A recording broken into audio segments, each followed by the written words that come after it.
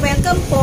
Ako nga po pala si RD and this is my daughter. What is your name, Mana? Sia. Si Sia.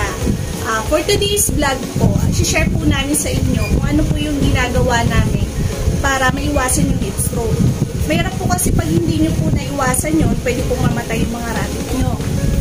Napakahalaga po na matutunan natin yung mga dapat natin gawin. Katulad dito sa amin, sobrang init, kulong.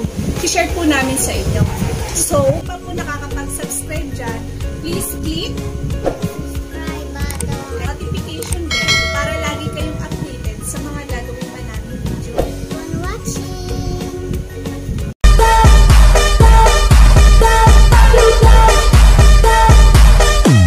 I think I'm going down. Going down. Look. Oh, Why you saying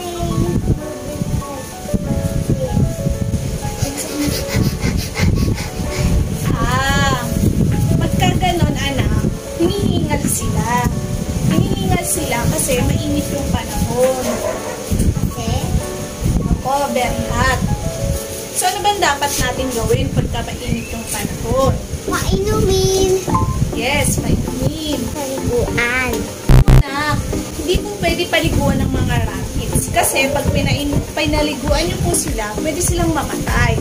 Dito sa aming rabbit tree, isa sa mga ways namin ay ang pagbibigay ng frozen bottle. And this is frozen bottle. Ito, frozen bottle.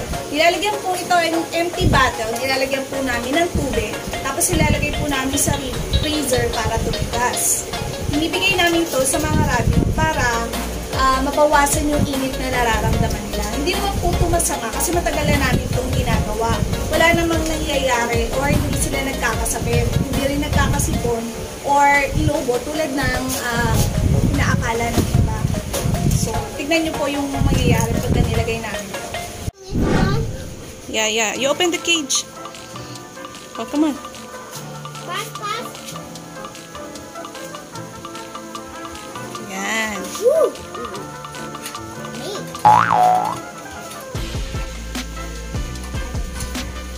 Yan. Hinihigaan nila at saka dinidilaan. Diba? The other one na. Ayan o, tuwa sila. Dinidikitan nila yung frozen bottle.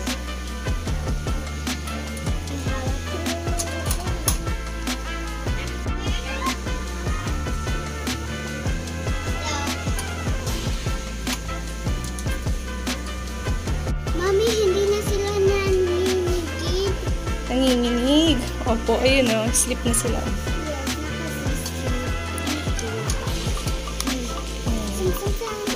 Hinihigaan nila yung frozen bottle. Ayan. Isa rin po sa paraan namin para maiwasan ng heat stroke ay ang pagbibigay ng dextrose powder. Yan, dextrose powder. Nagmimix po kami ng 1 kutsara ng dextrose powder dito sa 1 litro na tubig.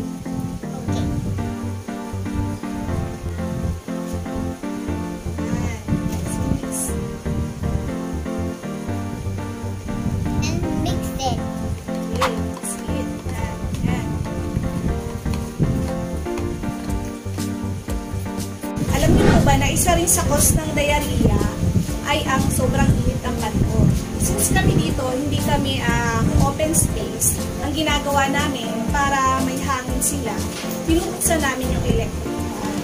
May bintana naman po kami dito. Yan. Pero binubuksan pa rin po namin yung electric fan. Ayan po yung electric fan. Nakabukas yung electric fan namin pero hindi nakatutok sa mga rabbit. Ayan, ganyan lang.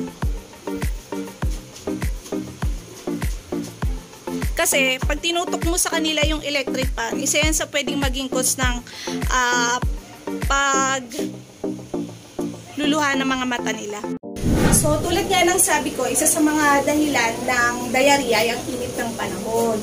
So, kami dito, para hindi na humantong sa pagtatae, pag nakikita na namin na yung tae or poop ng rabbit, medyo jelly-like na, ginagapan na namin yun. Ang ibinibigay po namin gamot ay Aprolite. Yung sinasabi ko pong jelly poop, ayan po, dikit-dikit po yung dumi niya. Ang normal size po kasi ng tae ng rabbit is yung hiwa-hiwalay, bilog-bilog.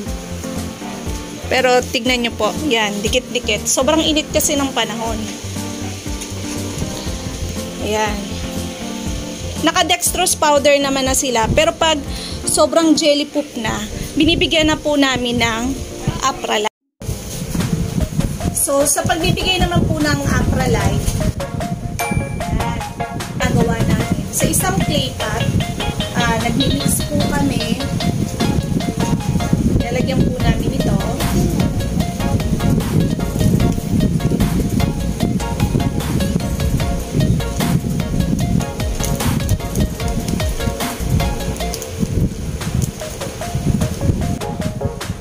Mag-pinkish lang siya. Okay na po.